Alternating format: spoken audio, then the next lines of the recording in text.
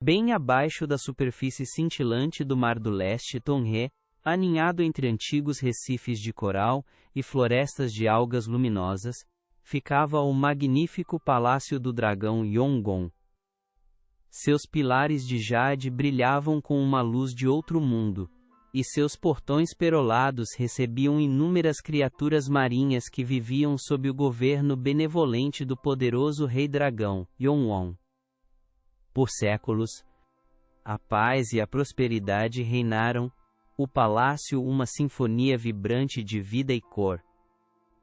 Mas mesmo neste paraíso, as sombras podiam cair, trazendo um desafio inesperado ao seu venerável governante.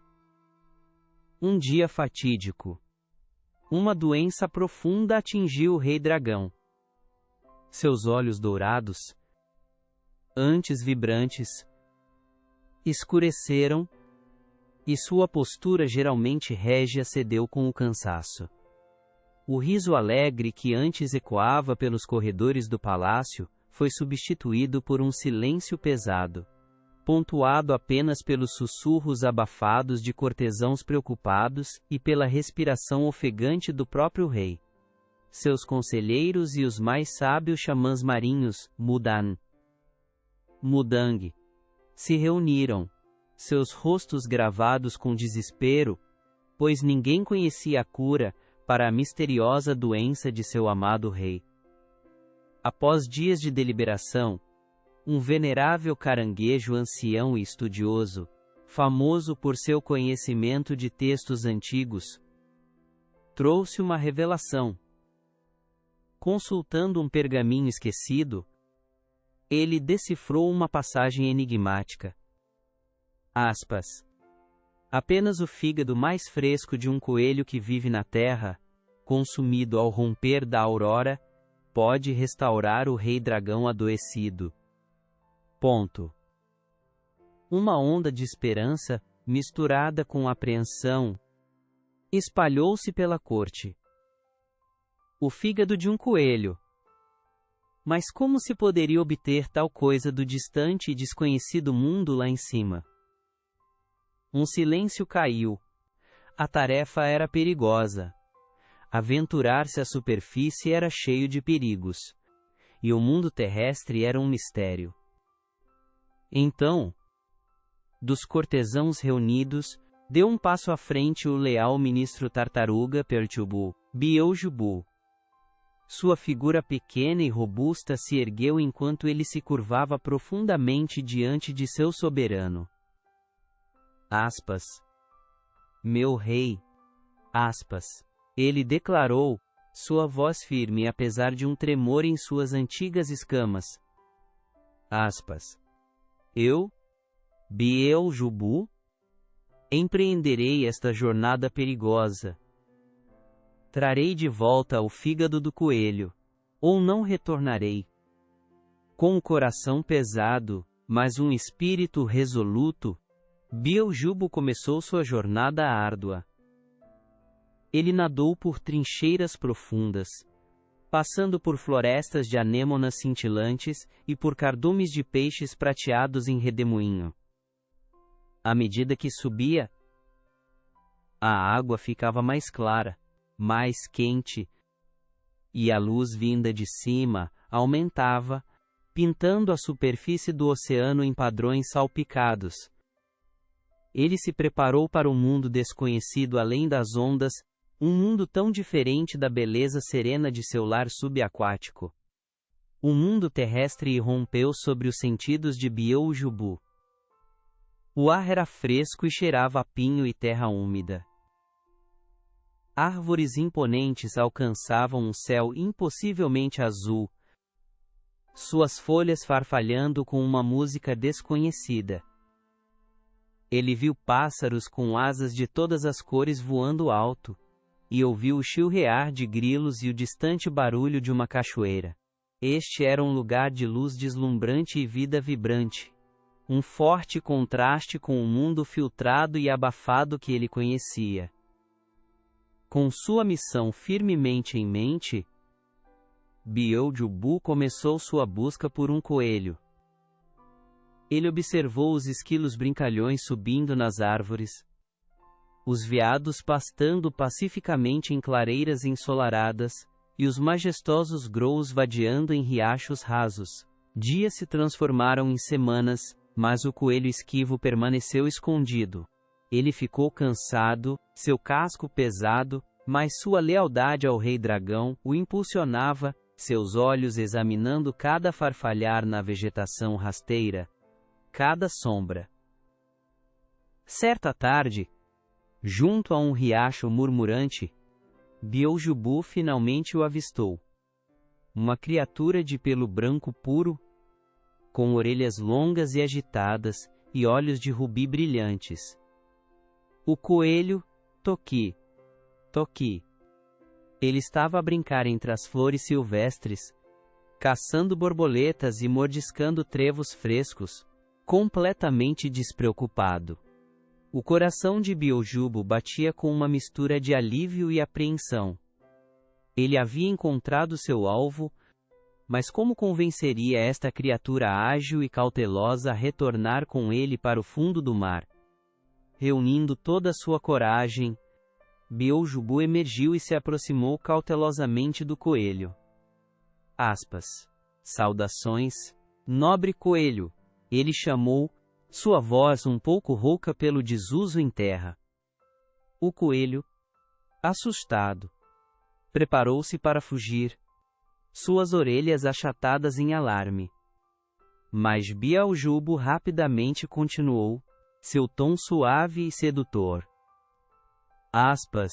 Não tema, eu venho de uma terra maravilhosa, um mensageiro com notícias de esplendor inimaginável, e uma grande oportunidade para alguém tão sábio e ágil quanto você. Beelzebub então começou a tecer uma história do Palácio do Dragão, pintando uma imagem vívida de sua beleza deslumbrante. Ele descreveu montanhas de joias preciosas, rios de ouro puro, e árvores que davam frutos de juventude imortal. Ele falou do desejo do rei dragão por um conselheiro sábio e astuto da terra, insinuando que tal posição traria honra, riqueza e poder infinitos. O coelho ouviu. Seu medo inicial lentamente substituído por uma fascinação de olhos arregalados e um desejo crescente. O coelho, embora astuto, também era suscetível à lisonja e à promessa de uma vida mais grandiosa. Ele se imaginou sentado ao lado do poderoso rei dragão, dando conselhos, desfrutando de banquetes intermináveis e vivendo uma vida de luxo além de tudo que a floresta poderia oferecer. A simples alegria de caçar borboletas e mordiscar trevos de repente pareceu monótona e insignificante.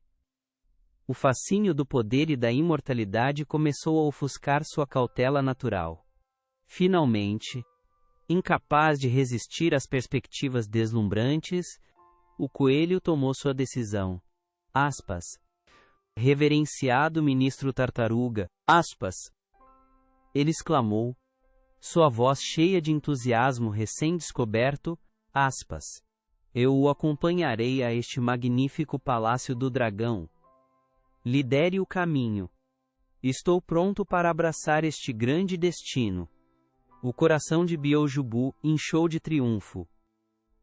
Sua missão, tão difícil e perigosa, estava finalmente ao seu alcance.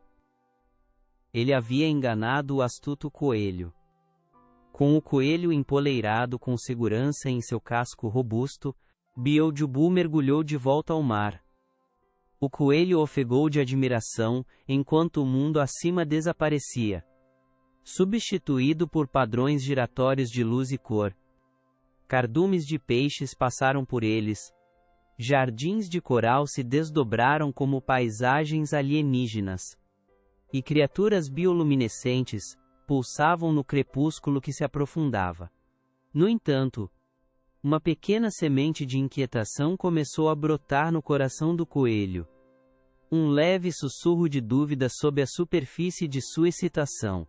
Finalmente, O magnífico palácio do dragão emergiu das profundezas, seus pilares de jade e portões de pérola cintilando como um sonho. A mandíbula do coelho caiu.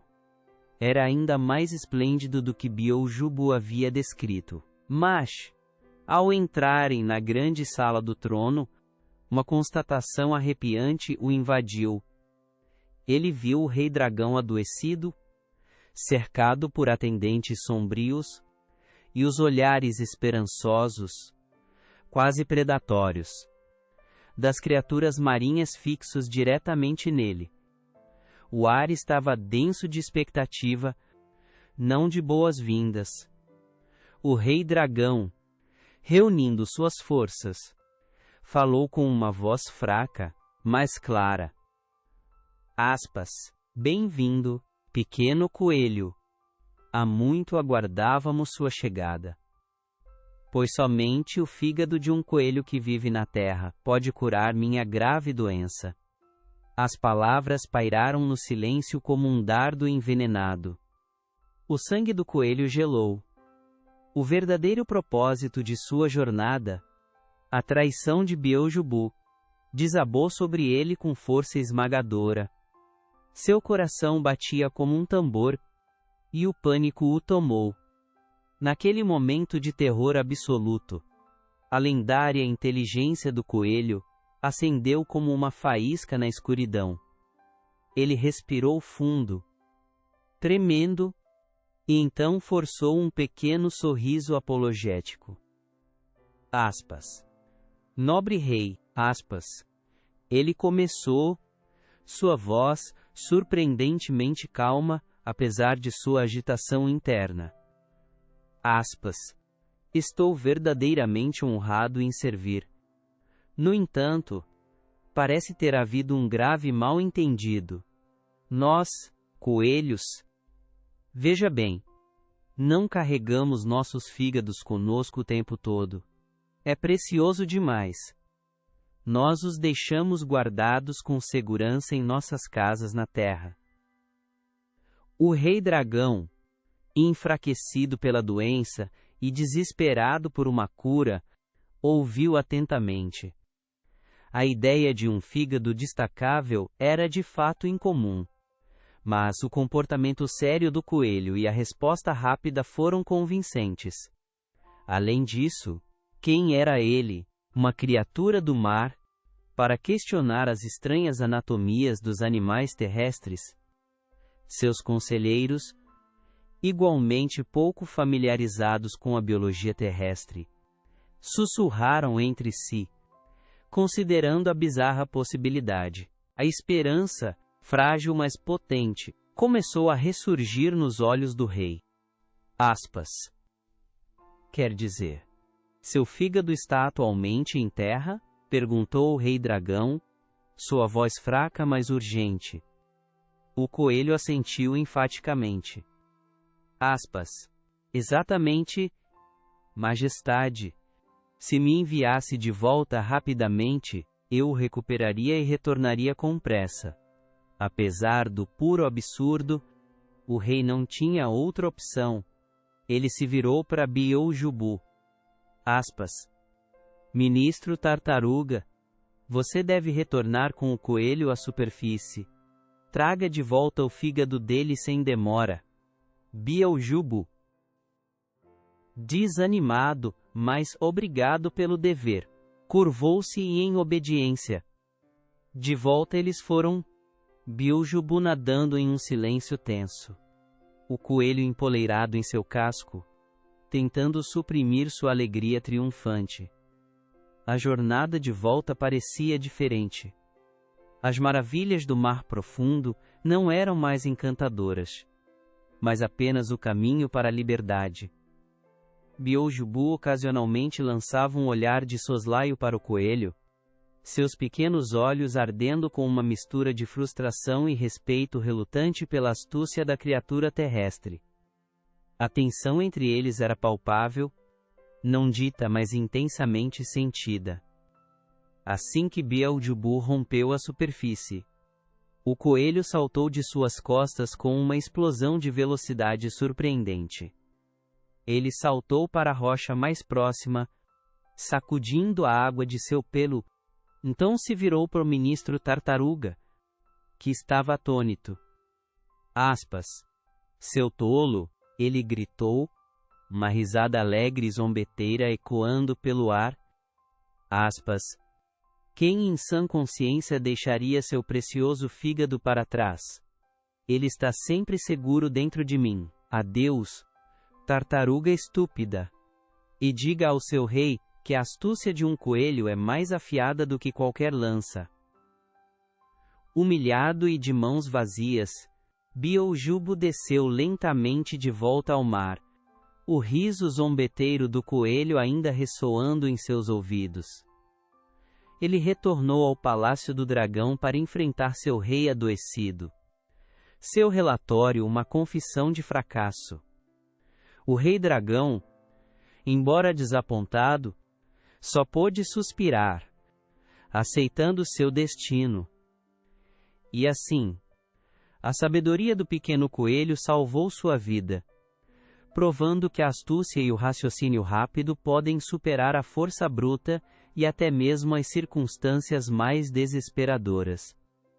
E assim termina o conto do Rei Dragão e do astuto coelho, uma lição atemporal do coração do folclore coreano. Ele nos ensina que a verdadeira força muitas vezes reside não no poder ou na posição, mas na inteligência e em uma mente rápida e perspicaz. O coelho, embora fisicamente pequeno, superou em astúcia tanto um rei poderoso quanto um ministro leal, simplesmente por pensar rápido. Qual você acha que é a característica mais valiosa? Deixe-nos saber nos comentários abaixo. Se você gostou desta jornada pela tradição coreana, por favor, curta este vídeo. Inscreva-se para mais histórias encantadoras e compartilhe-o com aqueles que apreciam uma boa fábula. Até a próxima! Permaneçam curiosos e sábios.